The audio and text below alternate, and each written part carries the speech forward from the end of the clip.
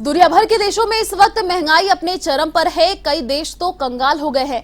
श्रीलंका में तो सरकार ही गिर गई है। यहाँ खाने के दामों से लेकर लगभग हर चीज के दामों में वृद्धि हो गई है। पाकिस्तान भी इसी रास्ते पर है। इधर रूस और यूक्रेन जंग के चलते ही दुनिया के कई देशों पर असर देखा जा रहा है। पश्चिमी देशों में महंगाई तेजी से बढ़ रही है। रसोई गैसों के दामों में भी लगातार वृद्धि देखने को मिल रही है। अभी कुछ दिनों पहले ही एलपीजी सिलेंडर के दामों में 50 रुपए की बढ़ोतरी की गई थी।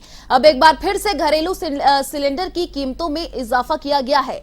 इससे पूरे देश में एलपीजी सिलेंडर का भाव 1000 रुपए के पार पहुंच गया है।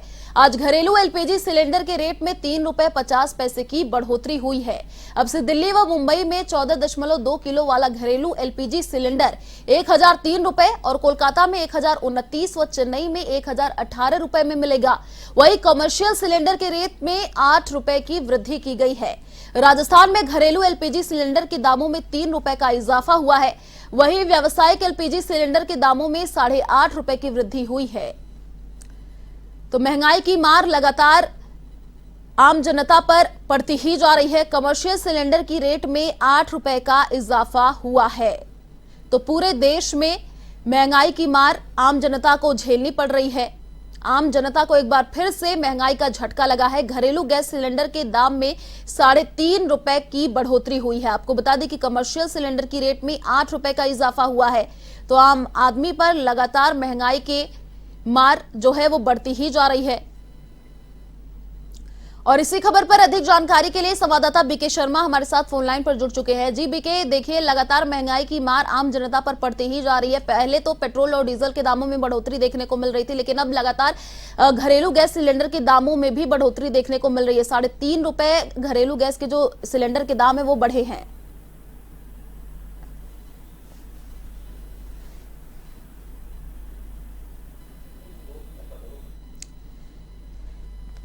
देखिए बीके, लगातार महंगाई की मार आम जनता को झेलनी पड़ रही है। पहले तो पेट्रोल और डीजल के दामों में लगातार इजाफा देखने को मिल रहा था, लेकिन अब कमर्शियल सिलेंडर के दामों में भी इजाफा देखने को मिल रहा है। लगातार आम जनता पर महंगाई की मार पड़ती जा रही है।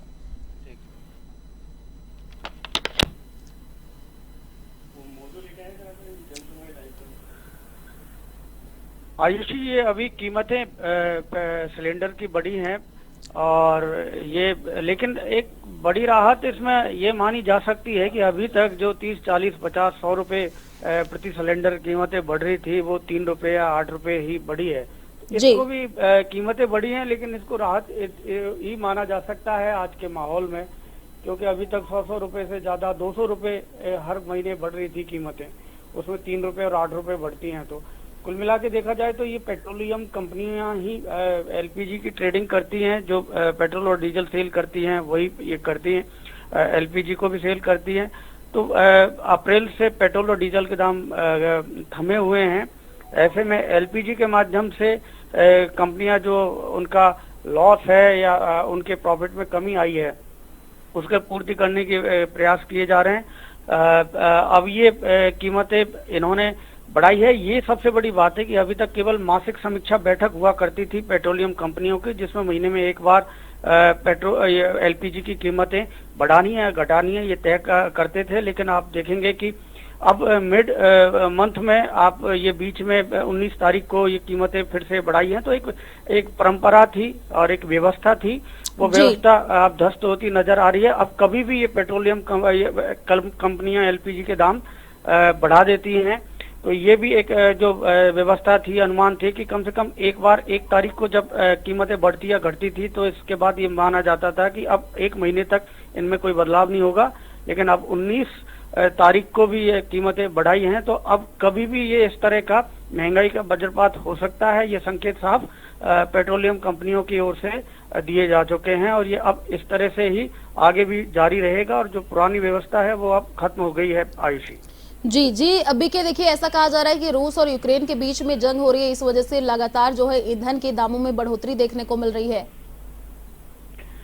ये रूस और यूक्रेन की जो युद्ध है उसकी वजह से एक कारण हो सकता है इसकी वजह जी। लेकिन यहाँ हमारे यहाँ देखा जाए तो ये लगातार 2020 से ही कीमतें लगातार बढ़ती जा रही हैं। पेट्रोल और डीजल की आप देखेंगे कि 70 रुपए लीटर था जो पेट्रोल, जो 118 रुपए लीटर तक पहुंच गया है।